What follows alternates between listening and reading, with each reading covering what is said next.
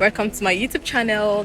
So this very story I want to share here is something I've been carrying for years. Even my parents at some point don't even know about this. Even the closest person don't know about this.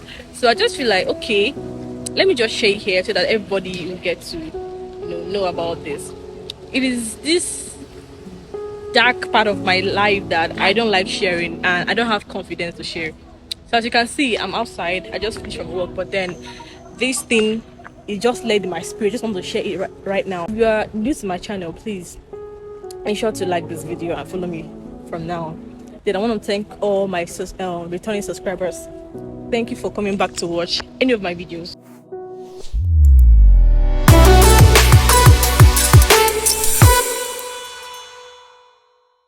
Story time. All my life I've been called a church girl. The reason why I've been called a church girl all my life, even up to now, is because I don't know, I'm such a person that just loves serving God. I don't know for you, but I was introduced to God, or somebody introduced me to God quite early in my life.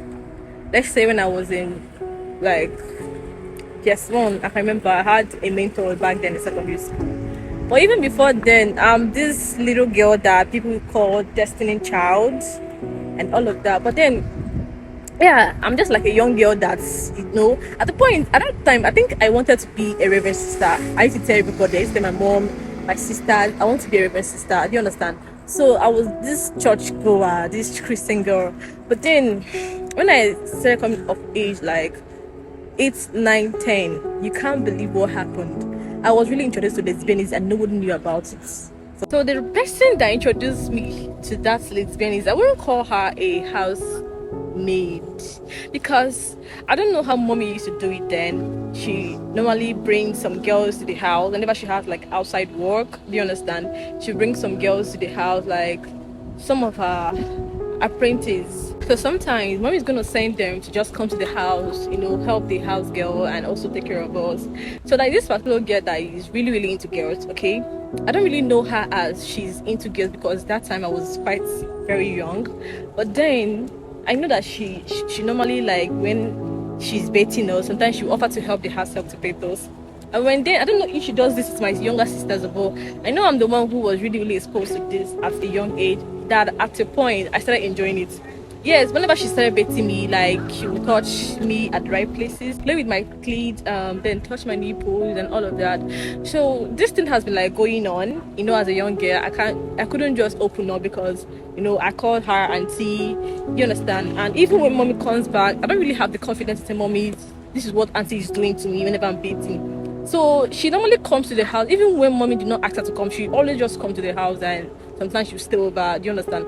And sometimes she'll offer to come to the house just to help out with one or two things. So if you have such an apprentice that always comes to the house to help you with house chores, you would definitely like the person. So I think she just won my mom's heart in that aspect. But then unknowing to my mom that she was actually doing something with me. I remember a particular night that we were sleeping. See how everybody's looking at me. I remember a particular night I was sleeping, and she just lay down close to me, and then she used, like, I don't know how to put it. She placed my own hand, what's it called, inside her books or inside her clothes, something like that. So I was just rubbing or mesmerizing her breast, and she was moaning. Like, yeah, she was literally moaning. So this thing happened like more often whenever she visits. Sometimes she's gonna use my finger and then deep inside her cleats and be like so this thing kept happening. At the point I have to open up to mommy, but then I opened up to mommy after how many occasions? Even when she stopped coming, before I told mommy about this, when she stopped coming, I think at the point I started feeling like I just need someone to do this to me. That sometime when I go to school, then I would just think that, okay, maybe every girl should know how to do this. And then there's this particular classmate of mine that we normally do some stuff. I don't know if anybody has this kind of experience, or is it just me? But for close to like straight 1 year, not like every day, but I know that I was doing it more often with girls. Then that is the first thing. And the mindset that I had then was, as Christian girls now, they'll tell you do not have a boyfriend, right? That when you have a boyfriend, you're gonna get pregnant. So at that time, I am avoiding guys. That was part of the reason why even when I step out from secondary school, even having a boyfriend is like a very big deal for me. And I prefer just distant boyfriend if I should have it, do you understand? So those things, I became more closer to girls. So I think I was fed with the wrong information about relationship quite early. Okay, fine. They feel like when you get more familiar with guys, you're gonna get pregnant. That's what they told me, and I stay away from them. But then, in staying away from them, someone else introduced me to lesbianism in my own father's house. So I think this should go to moms. If you're already a mom or soon to be mom, please take note of this.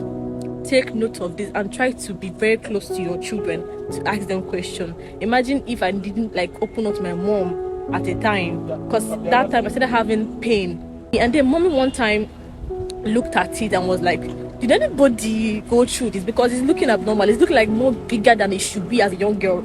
They have no man. So it was then that I opened up to my mom. So please, moms and moms to be, make sure you always ask your children. The second person that introduced me to this lesbianism is my sister's friend. I'm not gonna call her name, and if my sister see this video, she's gonna want to know who is that person. But I'm not going to review her name. But she is a lesbian. I don't know for now, but then she is or she was a lesbian. So she was the one that whenever she visits my sister, I don't know why it's just always me. Why am I always the one being exposed to this?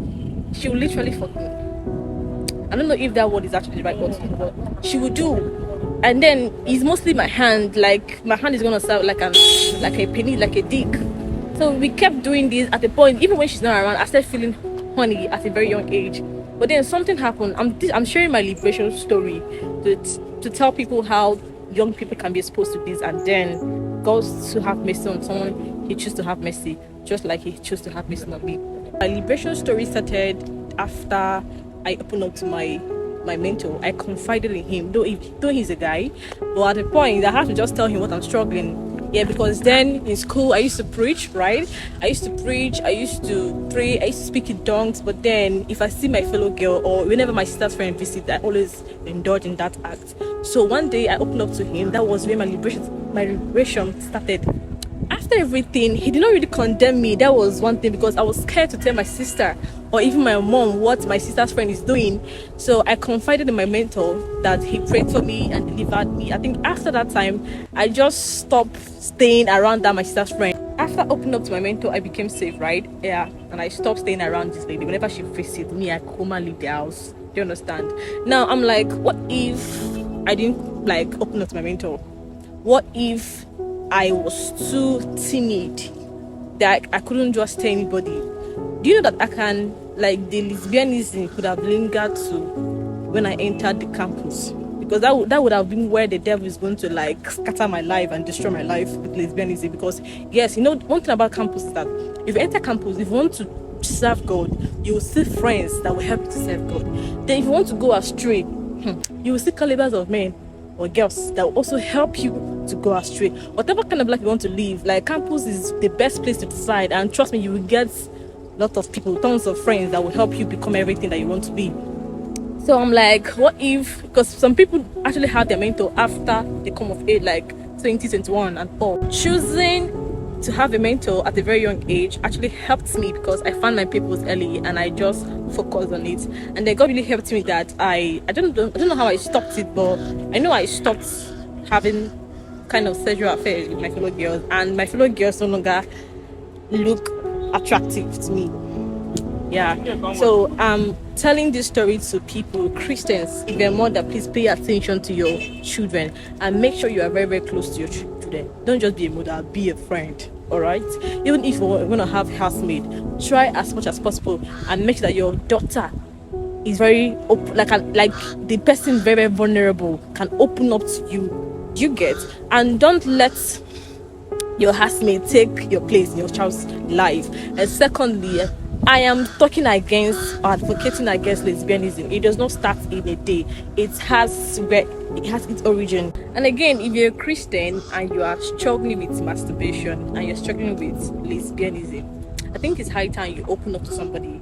Yes, trying to live life all by yourself without someone that you're being accountable to, without a mentor that you're listening to that is guiding you, I think you are taking the biggest risk, because living your life alone is a risk.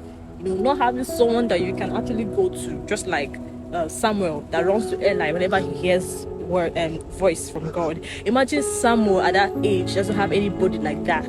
Your mentor must not really be an elder person or an old person. Just have a spiritual father, brother, sister, someone that that you can submit to his or her authority, because it's going to help you even when you're going astray, even when something is wrong about you, you don't know, the person can actually detect it if that person is like spiritually grounded. So I just want to encourage all Christians to please have a mentor. This is part of my ugly side. I don't like sharing, but today, thank you, Jesus, for giving me the courage to share. I've shared this story and I hope it gets to the right audience, people who are struggling with this, for you to see that someone actually struggled with this and got saved. You can as well. If you don't have a mentor, I'm here to mentor you, but then you also need God's direction.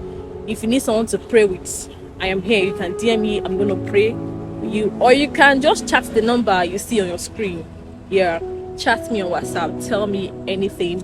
I'm going to be of help, free of charge. This one, I'm doing it just because of God, because as someone actually saved me free of charge. So I'm going to help anyone that wants to be liberated free of charge. So thank you for listening to my my story. Make sure you like and follow. I have a lot of stories that just subscribe.